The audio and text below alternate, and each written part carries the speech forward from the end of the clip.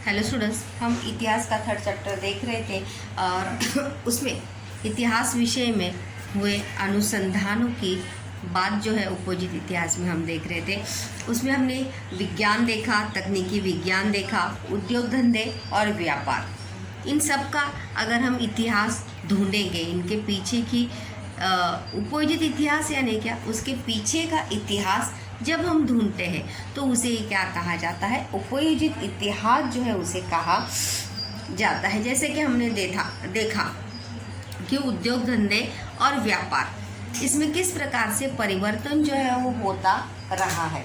पहले के समय में उद्योग धंधे किस प्रकार से चलते थे और आज वर्तमान समय में अगर हम देखेंगे तो उद्योग धंधे और व्यापार की परिस्थिति जो है वो किस प्रकार से हमें देखने को मिलती है। तो इसकी जब हम कारण मीमांसा करेंगे, इसमें जब अनुसंधान करेंगे, खोज करेंगे, तो वो क्या हो जाएगा, उपयोजित इतिहास जो है वो हो जाएगा। तो अगला पॉइंट हम यहाँ पे चौथा देखने वाले, जैसे मैंने आपको बताया कि इसमें हर एक पॉइंट जो है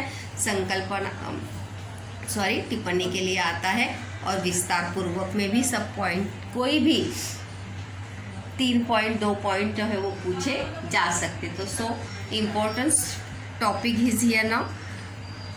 अगला टॉपिक हम देखने वाले हैं वो है प्रबंधन विज्ञान।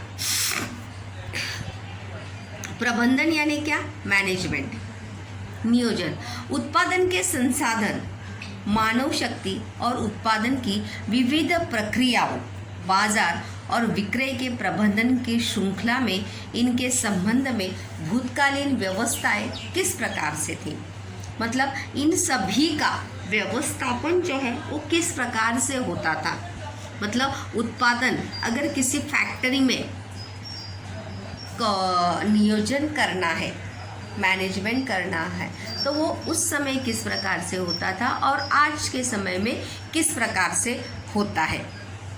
बाजार की व्यवस्था, विक्रय के प्रबंधन, मतलब वहाँ पर कौन सी बाजार जो है वहाँ पे उपलब्ध है।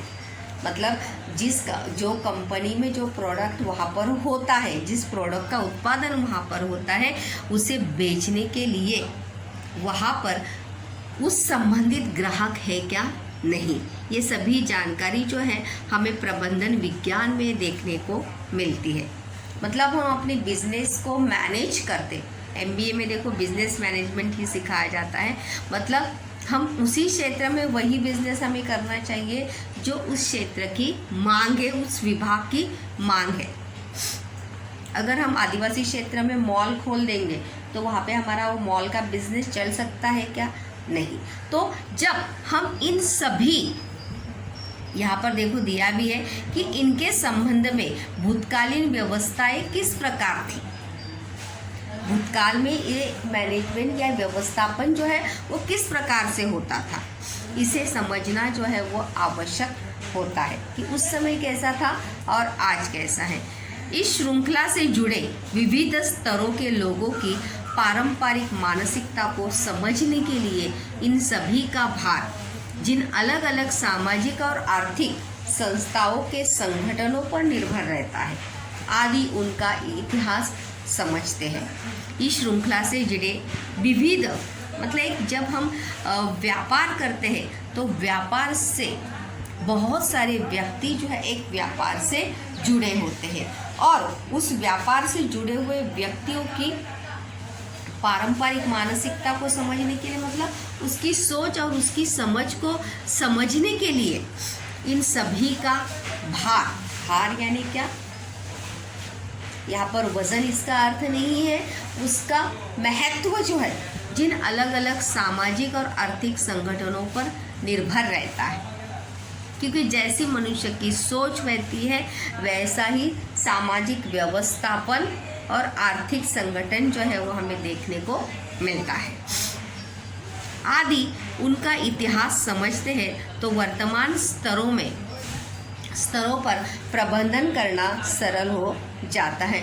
जैसे देखिए, अगर हम देखेंगे, अगर हम अपने घर का ही उदाहरण लेंगे, मैनेजमेंट का, पैसे का, आर्थिक मैनेजमेंट अगर हम देखेंगे तो उस समय के खर्च, घर के खर्च में और आज के घर के खर्च में बहुत ज़्यादा अंतर जो है वो हमें देखने को मिलता है। हमारे दादा नाना कहते भी हैं कि हम इतना कम कमाते थे लेकिन बहुत अच्छे से जो है हम खर्च कर सकते थे या बहुत अच्छे से रह सकते थे। अगर आज हम देखेंगे तो आमदनी या बढ़ गई है लेकिन उसी के साथ साथ महंगाई भी बढ़ गई है।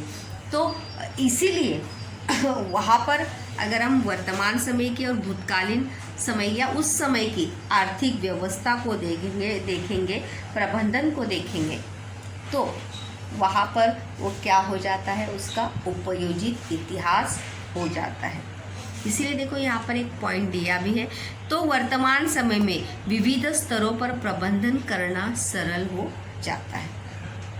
अगर हम पहले के इतिहास या पहले के प्रबंधन को अगर समझते हैं तो हम अपने वर्तमान समय में विविध स्तरों पर या विविध अपनी सोच को परिस्थिति को बदलने के बारे में जो है वो ज़रूर सोचने का प्रयास जो है वहाँ पर करते हैं, क्योंकि परिस्थिति के अनुसार प्रबंधन भी क्या होते हैं, बदलते रहते। प्रबंधन का अर्थ है नियोजन, मैनेजमेंट, व्यवस्थापन, प्रबंधन विज्ञान। किसी भी चीज़ को चलाने के लिए जो है किसकी आवश्यकता होती है, प्रबंधन विज्ञान की आवश्यकता होती है। नेक्स्ट पॉइंट है वो है कला।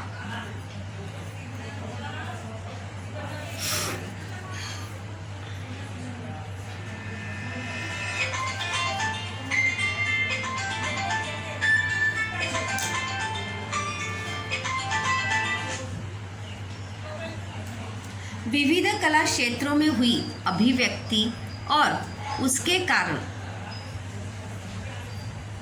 वैचारिक, भावात्मक, सांस्कृतिक परंपराओं के आधार पर अगर हम देखेंगे तो कला क्षेत्र में भी बहुत सारा परिवर्तन जो है हमें देखने को मिलता है। आज की कला, फिर कोई भी कला हो, वो नृत्य कला हो, संगीत कला हो, चित्रकला हो, हस्तकला हो, कोई भी कला आप लीजिए, हर क्षेत्र में जो है हमें भूतकाल की कलाएं और आज की वर्तमान समय की कलाएं, हमें इसमें ज़मीन आसमान का फ़र्क जो है वहाँ पर देखने को मिलता है। इसीलिए देखो कहा भी है कि विविध कला क्षेत्रों में हुई अभिव्यक्ति यानी क्या,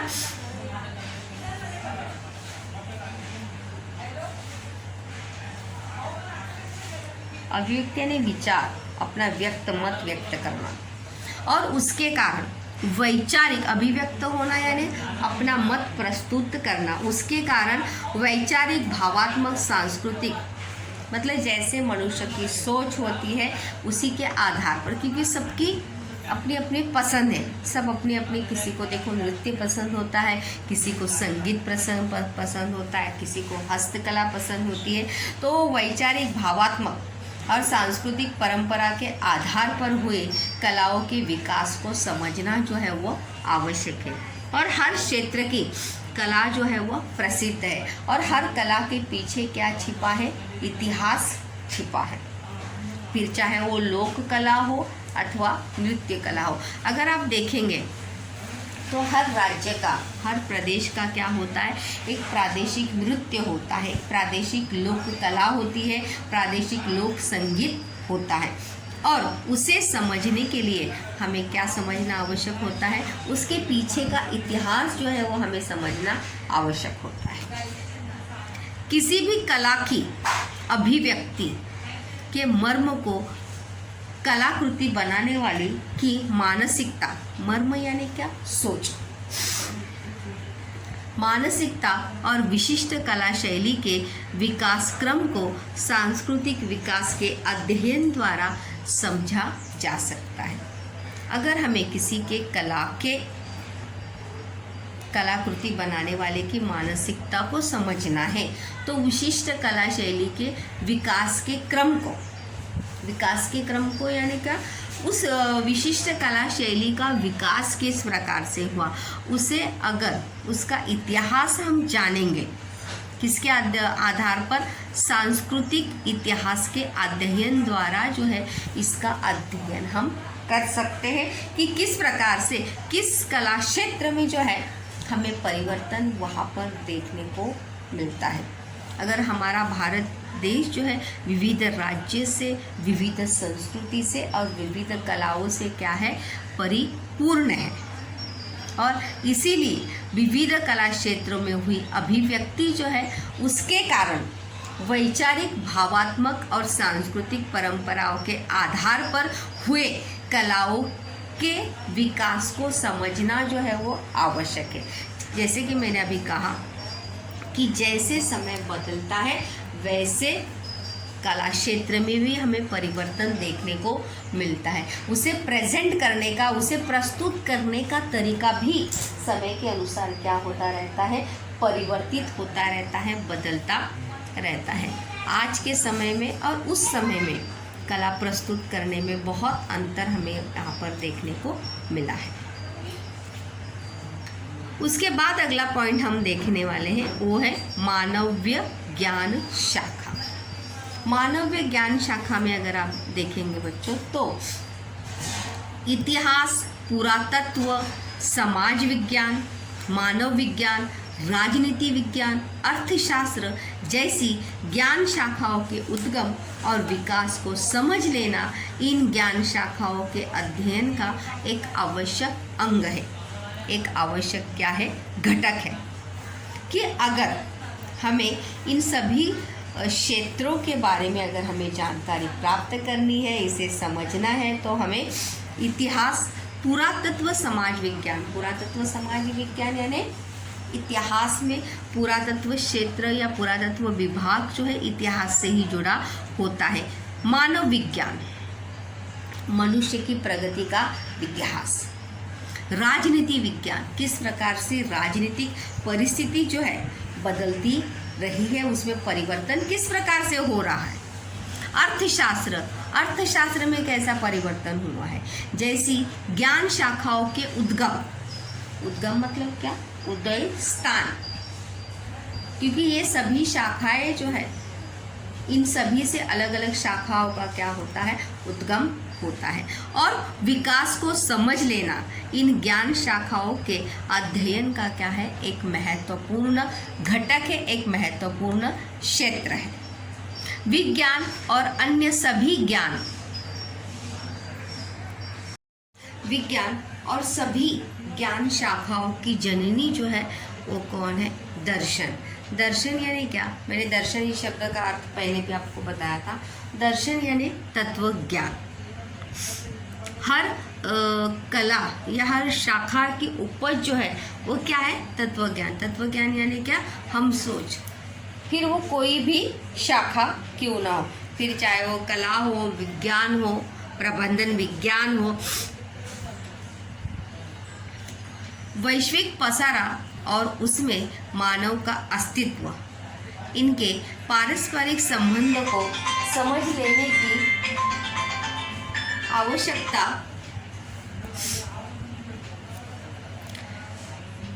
समझ लेने की जिज्ञासा में से विश्व भर के सभी मानव समाजों में उस पारस्परिक संबंध के बारे में लोग अनुमान करने लगे हैं। किस बात का अनुमान करने लगे हैं, वैश्विक पसारा। वैश्विक यानी क्या, विश्व का विस्तार और उसमें मानव का अस्तित्व, मनुष्य का अस्तित्व। विश्व जो है वो कितना बड़ा है और उसमें मनुष्य का अस्तित्व, इनके पारस्परिक संबंध को लेने की, क्योंकि मनुष्य जो है वो जिज्ञासु प्राणी है।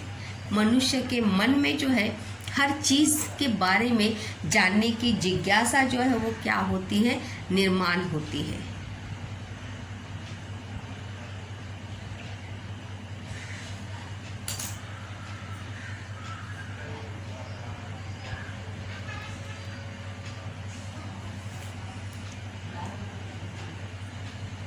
जिज्ञासा निर्माण होती है और उसी जिज्ञासा को दूर करने के लिए वो नए नए आविष्कार करता है, नई नई खोज जो है वहाँ पर मनुष्य करता है और फिर नए नए तर्क वितर्क अनुमान जो है वो मनुष्य लगाता है या नए नए अनुमान वो करता है कि ऐसा करने से ऐसा होगा, ये करने से इस प्रकार होगा। हम दुनिया में देखते हैं कि जितने भी आविष्कार हुए हैं उन आविष्कारों के पीछे, उन अनुसंधानों के पीछे उस व्यक्ति की, उस शास्त्रज्ञों की क्या थी? जिज्ञासा थी। उसमें से विश्व की उत्पत्ति से संबंधित कथाएं, उसके बाद हमारे मन में सबसे पहले जिज्ञासा किस बात की होती है कि इस विश्व का निर्माण कैसे हुआ होगा, और उससे संबंधित कथाएं जो है हम पुराणों में देखते, हम पुराणों में हमने वो कहानियाँ सुनी है कि किस प्रकार से विश्व का निर्माण जो है वो किस प्रकार से हुआ, धरती पर मनुष्य का अस्तित्व किस प्रकार से हुआ। ये सभी इसके पीछे की कहानियाँ जो है ये हमने पौराणिक कथाओं में सुनी है। सृष्टि चक्र और मानवीय जीवन से संबंधित मिथक, देवी देवताओं के संबंध, सृष्टि चक्र यानी ऋतु, फिर बारिश का मौसम हो, गर्मी का मौसम हो, सर्दी का मौसम हो, और साथ ही साथ उन सभी सृष्टि चक्रों से संबंधित मानवीय जीवन से संबंधित मिथक, मिथक यानी का बहुत सारी जो चीज़ें हैं, जैसे त्योहार हो गए, परंपराएं हो गए, ये सभी चीज़ें जो है किससे संबंधित होती हैं? मनुष्य जीवन से संबंधित होती है। देवी देवताओं के संबंध में कल्पनाएं और उन देवी देवताओं का प्रसन्न करने के लिए किए गए अनुष्ठान। हमने इसे, किसी ने भी भगवान को देखा है क्या? नहीं, लेकिन फिर भी हम भगवान को मानते हैं, भगवान की पूजा करते हैं, भगवान की पूजा में विश्वास रखते हैं, व्रत करते हैं, उपवास करते हैं, पूजा अर्चा करते हैं, हवन करते हैं। किस लिए? क्योंकि हम देवी देवताओं को क्या करते हैं? मानते हैं, और उन्हें प्रसन्न करने के लिए अनुष्ठान जो है वो किए जाते। क्योंकि हमने पुराणों में भी देखा है कि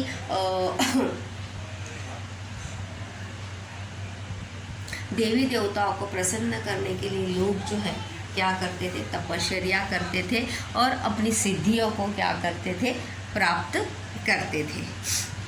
उनके संबंध में किया गया तात्विक विवेचन का विकास जो है वो हुआ है। मतलब उसके पीछे की जो बातें हैं या उसके पीछे जो कारण थे उनका क्या हुआ है? स्पष्टीकरण या तात्विक विवेचन, यानी क्या? तत्व ज्ञान के अनुसार स्पष्टीकरण जो है वो हुआ है, अथवा मनुष्य को वो बातें जो है वो समझ में आने लगी है।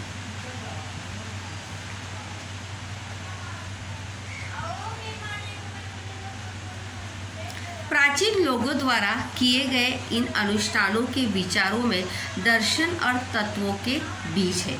प्राचीन लोगों द्वारा, पुराने ज़माने में अगर देखेंगे या पौराणिक काल में अगर हम देखेंगे तो देवी देवताओं को प्रसन्न करने के लिए क्या किए जाते थे? अनुष्ठान किए जाते थे, होम हवन किए जाते थे, तपश्चर्याएं की जाती थी। और उन विचारों से पीछे क्या था? तत्व ज्ञान था कि ये करने से ये होगा। देखिए, तत्व ज्ञान यानी क्या? जो बातें जो है वो प्रचलित होती हैं, और उन प्रचलित बातों के पीछे क्या होता है? कुछ तत्व या कुछ कारण होता है, और उन बातों को जो है हम क्या करते चलते हैं? मानते चलते। जैसे देखो, जब हम घर की पूजा वगैरह करते हैं तो वहाँ पर क्या किया जाता है? होम और हवन किया जाता है। किसके लिए? घर की शांति के लिए। उसके पीछे का तत्व क्या होता है कि हम ऐसा मानते हैं, या हमारा ऐसा मानना होता है कि होम या हवन करने से घर में क्या होगी? शांति होगी, खुशहाली होगी। और यही सोच हम अपने मन में रखते हुए उस समय से लेके आज तक उस परंपरा को लोगों ने या समाज में अभी भी हमें देखने को मिलता है कि लोग आज भी इन सभी प्रथाओं को क्या करते हैं? अपनाते हैं। हम देखो, उपवास करते हैं, प्रार्थनाएं करते हैं, प्रवचन वगैरह करते, किसके लिए? मन की शांति के लिए। क्योंकि इसके पीछे जो तत्व या कारण छिपा है, मन शांति, ये उस समय से लेके आज तक लोगों के मन में जो है वो बातें क्या हुई हैं? बसी हुई हैं। पूरी प्रकार से उन बातों ने जो है लोगों को लोगों के मन में अपनी जगह जो है वो बना ली है कि ऐसा करने से ऐसा होता है। देखिए, जब भी हम कभी मुसीबत में होते हैं तो सबसे पहले हम किसे याद करते हैं? भगवान को, कि हे भगवान मेरी मदद कर, इस मुसीबत से मुझे बाहर निकाल। वहाँ पे के पीछे कोई विज्ञान या कोई ये नहीं रहता, तत्व ज्ञान नहीं रहता है।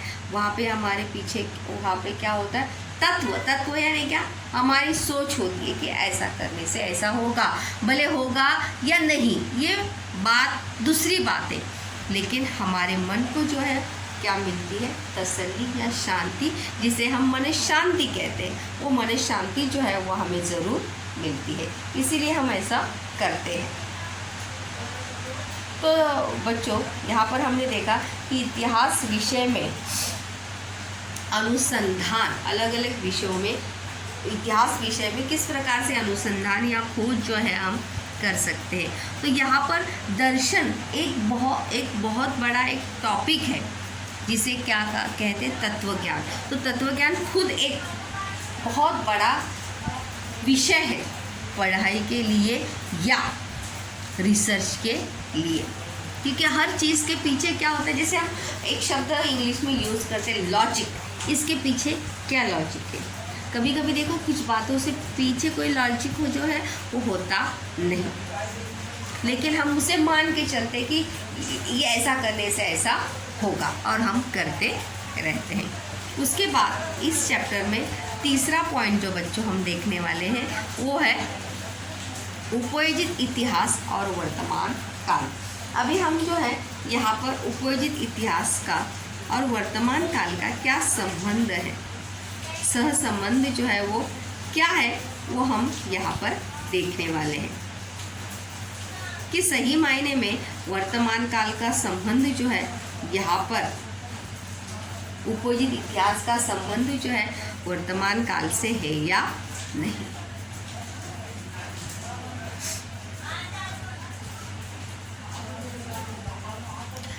हमेशा, प्राय यानी क्या? हमेशा यह प्रश्न पूछा जाता है कि प्रतिदिन के व्यवहार में इतिहास की क्या उपयोगिता है। हमेशा हम पढ़ते समय भी ये सोचते हैं, पढ़ाई जब हम इतिहास की करते हैं तब भी हमारे मन में ये सवाल ज़रूर आता है कि अरे इतिहास का तो हमारे व्यावहारिक जीवन में कुछ उपयोगी नहीं है, तो हम इस विषय को क्यों पढ़ रहे हैं? आगे जाके हमें ना कोई लड़ाई का ये करना है, ना वो करना है ना, तो फिर भी हम इसको क्यों पढ़ते हैं, या इसके बारे में जो है हम इतनी जानकारी क्यों रखते हैं, या क्यों हमें होनी चाहिए। और ये प्रश्न जो है हमेशा हम अपने मन से भी पूछते हैं और दूसरे भी हमें पूछते हैं कि इतिहास की क्या उपयोगिता है, प्रतिदिन के व्यवहार में इतिहास की क्या उपयोगिता है, और उपयोजित इतिहास किसे कहते हैं। इस प्रश्न के उत्तर में ऊपरी प्रश्न का उत्तर अपने आप मिल जाता है। मतलब उपयोजित इतिहास किसे कहते हैं, इस प्रश्न के उत्तर में ही ऊपरी यानी क्या, ऊपर का जो प्रश्न है उसका उत्तर जो है आपको अपने आप मिल जाता है। मतलब प्रतिदिन के व्यवहार में इतिहास का महत्व है या नहीं। जैसे मैंने शुरुआत में ही आपको कहा था कि हर एक आने वाला दिन जो है वो किस में परिवर्तित होता है, भूतकाल में परिवर्तित होता है, और भूतकाल क्या होता है, इतिहास होता है। और जब हमारे भूतकाल के ऊपर हमारा वर्तमान निर्भर होता है और हमारे वर्तमान के ऊपर हमारा भविष्यकाल निर्भर होता है, तो हमें इसलिए हम भूतकाल से ज़रूर कुछ ना कुछ सीखते हैं और उन गलतियों को हम ना दोहराएं, इसके बारे में ज़रूर हम सोचते हैं। भूतकाल के मूर्त और अमूर्त स्वरूप में जो अनेक अवशेष है वे वर्तमान काल में पाए जाते हैं। भूतकाल में मूर्त और अमूर्त स्वरूप में जो अनेक अवशेष है। अभी यहाँ पर एक उदाहरण यहाँ पर दिया है कि भूतकाल में मूर्त और अमूर्त, मूर्त यानी दिखने वाले और अमूर्त यानी क्या, जो दिखते नहीं है। हमारे जीवन में भी ऐसी मूर्त और अमूर्त ऐसी बहुत सारी घटनाएं हैं जो भूतकाल की घटनाएं हमें वर्तमान काल में भी क्या करती है, परेशान करती है, या उसका संबंध जो है वो वर्तमान काल से होता है। यहाँ पर देखिए उदाहरण मैं बताती हूँ यहाँ पे कि भूतकाल के मूर्त और अमूर्त स्वरूप में जो अनेक अवशेष है, अवशेष यानी क्या, अभी यहाँ पर साधन, अवशेष यानी क्या, वहाँ पे साधन या रूप में, जैसे कुछ घटनाएं कहानियों के रूप में होती है, प्रसंग के रूप में होती है, कुछ यादों के रूप में होती है, उसे कहा जाता है अवशेष, जो मूर्त और अमूर्त स्वरूप में होती है। जैसे अगर मूर्त रही तो वस्तु होगी, अमूर्त रहा तो कोई घटना, कोई प्रसंग होगा, जो हमेशा हमें क्या करता है, क्या होती है, याद आती रहती है। ये वे वर्तमान काल में पाए जाते हैं, जो वर्तमान काल में भी हमें कभी ना कभी उनसे हमारा क्या होता है, सामना होता है। हमारे मन में अनेक उनके बारे में कुतूहल रहता है और उन सभी चीज़ों के बारे में हमारे मन में क्या रहती है, जिज्ञासा रहती है, जानने की, समझने की जिज्ञासा हमारे मन में रहती है। अपनापन होता है, क्या होता है, अपनापन होता है। जैसे अभी आप 10वीं कक्षा में पढ़ रहे हो तो अभी भी पिछले 9 साल की कुछ स्कूल की, आपके स्कूल फ्रेंड्स की साथ बिताए हुए यादें जो हैं आपको अभी भी बहुत याद आती होगी, और उन यादों से आपने कुछ सीखा होगा, कुछ समझा होगा, या कुछ बातें जो है अभी तक आप भूले नहीं होंगे।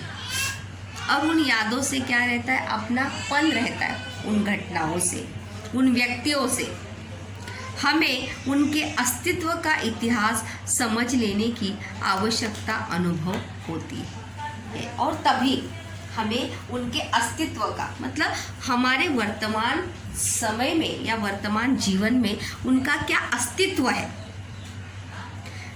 इसे समझ लेने की आवश्यकता जो है वो अनुभव होती है। कि हमें ऐसा लगता है कि सही में इसका हमारे जीवन में अभी कोई संदर्भ या संबंध है क्या, क्योंकि वे हम अवशेष हमारे पूर्वजों द्वारा निर्मित कलाकृतियों, परंपराओं के अवशेष होते हैं। अगर ये तो हो गई हमारी पर्सनल बात, लेकिन हमारी अगर ऐतिहासिक बातें अगर हम देखेंगे तो क्योंकि वो अवशेष क्या ने प्रारूप जो है पूर्वजों द्वारा निर्मित कलाकृतियों और परंपराओं के अवशेष भी होते हैं। पुराना घर हो गया, जैसे पुरानी हवेली हो गई, पुराने राजमहल हो गए, ये सभी जो है कलाकृति और परंपराओं के, और परंपराएं भी पुरानी, आज जैसे समय के अनुसार देखिए परंपराओं में भी परिवर्तन हमें देखने को मिल रहा है।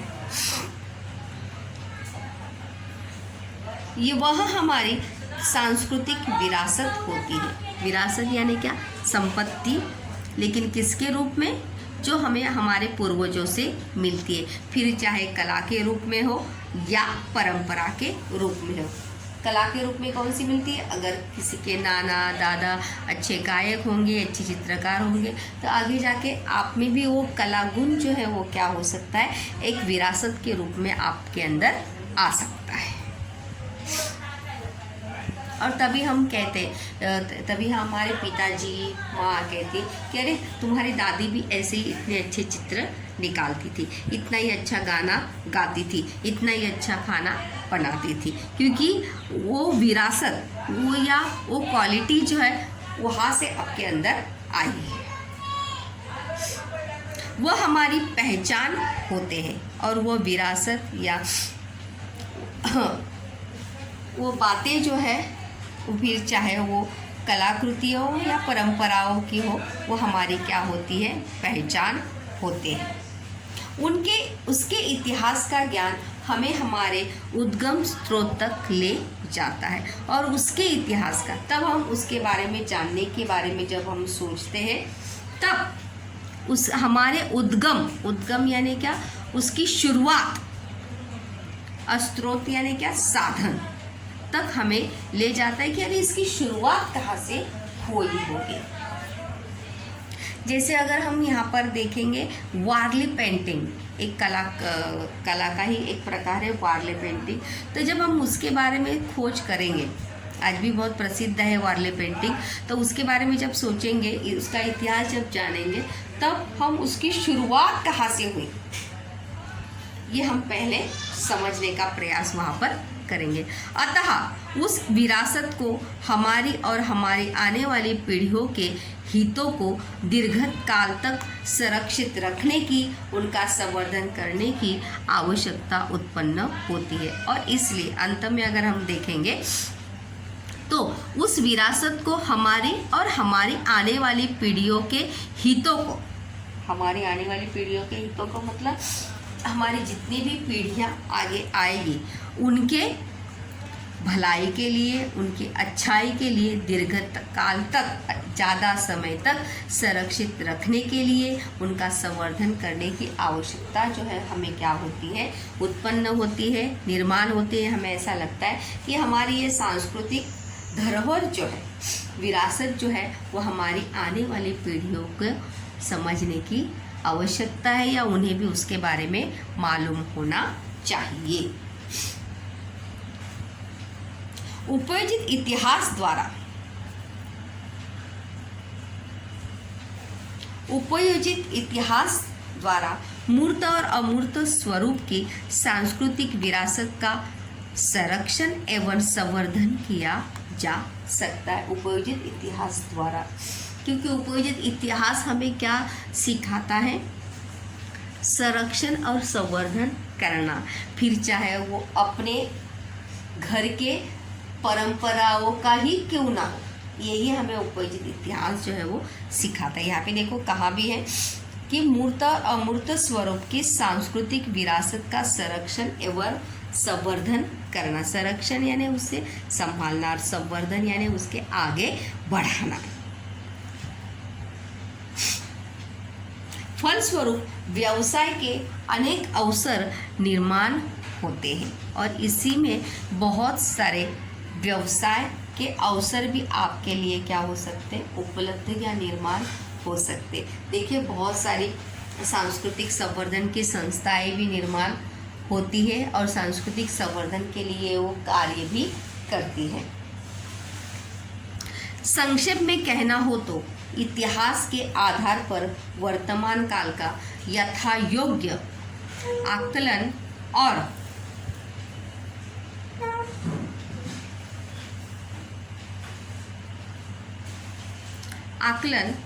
और भविष्य काल के लिए दिशा निर्देश। इतिहास के आधार पर वर्तमान काल का यथायोग्य आकलन और भविष्य काल के लिए मतलब अगर हमें अपने देश की सांस्कृतिक प्राकृतिक विरासत को संभाल कर रखना है तो भविष्य काल के लिए दिशा निर्देश यानी क्या, हमें उसे संरक्षित रखना चाहिए, उसका संवर्धन करना चाहिए। इस रूप में उपयोजित इतिहास का वर्णन जो है वो किया जा सकता है कि उपयोजित इतिहास हमें यही सीख देता है, यही हमें संदेश देता है कि उपयोजित इतिहास के माध्यम से हमें अपने देश की सांस्कृतिक प्राकृतिक विरासत का संरक्षण और संवर्धन करना चाहिए। फिर चाहे उसकी शुरुआत जो है हम अपने घर से ही क्यों ना करें, क्योंकि हमारे घर की भी सांस्कृतिक परंपराएं होती है, कला से जुड़ी परंपराएं होती है, कलाकृतियों से जुड़ी परंपराएं होती है, उससे हम शुरुआत कर सकते हैं। तो इस प्रकार से इतिहास का उपयोग जो है हमारे जीवन में ज़रूर होता है। सिर्फ ये हमारे ऊपर है कि हम उसका उपयोग जो है वो किस प्रकार से कर लें। तो ऐसा बिल्कुल भी नहीं कि हमारे प्रतिदिन के व्यवहार में इतिहास की क्या उपयोगिता है, ऐसा बिल्कुल भी नहीं, क्योंकि इतिहास जो है बहुत ही मायने रखता है, क्योंकि इतिहास से ही हम अपने वर्तमान काल को सुधारते हैं आने वाले भविष्य के लिए।